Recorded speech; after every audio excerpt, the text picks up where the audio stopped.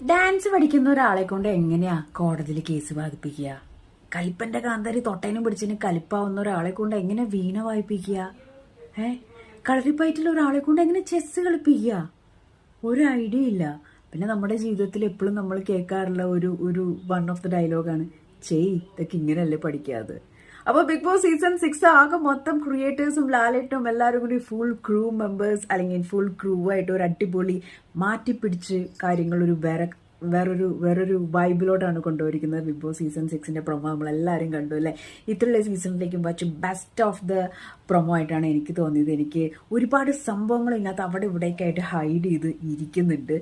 Show തുടങ്ങിയതിന് ശേഷം മാത്രമാണ് ഇവിടേക്ക് എന്തൊക്കെയാണ് പൊട്ടാൻ പോണതെന്ന് മനസ്സിലാവുന്നത്. ഒന്നും പഠിച്ച് ഇങ്ങോട്ട് വരണ്ട, ഇവിടുന്ന് കുറച്ച് കാര്യങ്ങൾ പഠിപ്പിക്കുന്നുണ്ട് എന്നുള്ളൊരു വൈബ് തന്നെയാണ് പിടിച്ചിരിക്കുന്നത്. ടോട്ടലി അൺപ്രഡിക്റ്റബിൾ ആണ്. ഈ ഒരു പ്രൊമോയിലോട് കൂടി തന്നെ അറിഞ്ഞം പറഞ്ഞ ട്വിസ്റ്റും പൊട്ടിത്തെറിയും കാര്യങ്ങളൊക്കെയാണെന്നും മനസ്സിലായി. കാത്തിരുന്ന് കാണാം. All the